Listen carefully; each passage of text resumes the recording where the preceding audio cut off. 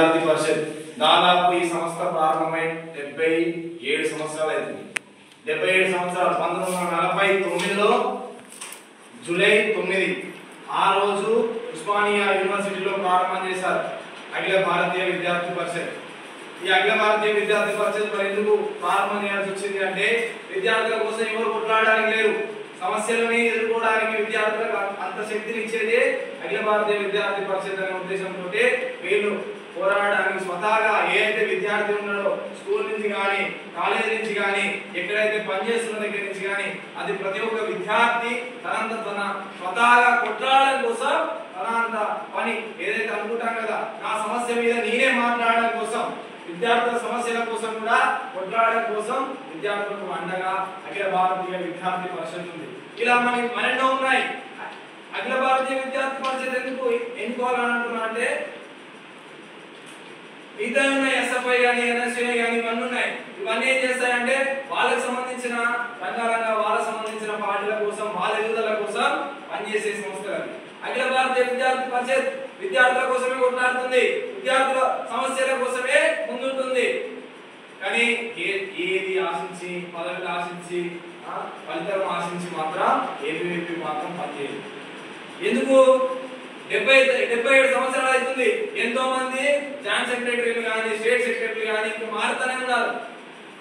ఎందుకంటే ఇందులో ప్రతి ఒక్క కార్యకర్త అంటే ప్రతి ఒక్క విద్యార్థి పనిచేయడం కోసం స్వతహాగా తన పని తాను సులువుగా చేసుకోవడం కోసం మాట్లాడడం కోసం సమస్యల్ని సాల్వ్ చేసుకోవడం కోసం ఉంది. ఇప్పుడు చాలా సమస్యలు ఉన్నాయి.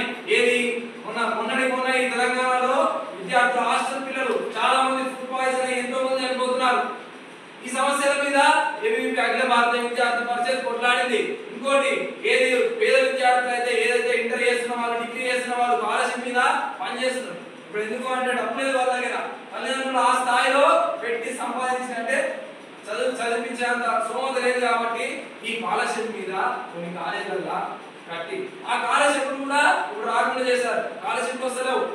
ఆ స్కాలర్షిప్ మీద కూడా అఖిల భారతీయ విద్యార్థి పరిషత్ అది కూడా బంద్ అనే రూపంలో చేసుకుని ఆ చలో హైదరాబాద్ చలో కథనబేరి అనే కార్యక్రమం పెట్టారు. కథనబేరి అనే కార్యక్రమంలో సికింద్రాబాద్ పర్యటనలో చాలా పెద్ద ఎత్తున ప్రోగ్రాం చేశారు.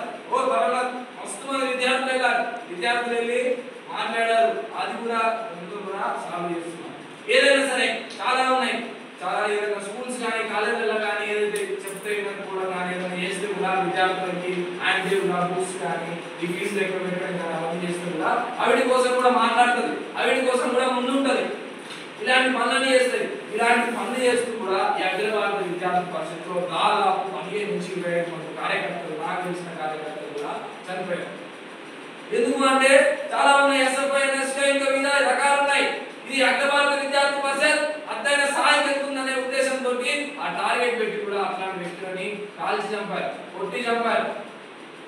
దానికి కూడా ఎక్కడ చెల్లించకుండా ఎక్కడ బాధపడకుండా ఏదైనా సరే ఈ యొక్క లక్ష్యంతో ప్రారంభం చేశారు. ఈ లక్ష్యాన్ని మేము ప్రతి ఒక్కరము అందులో పాల్గొని పనిచేయాలనే ఉద్దేశంతో ప్రతి ఒక్క కార్యకర్త పనిచేస్తున్నాం.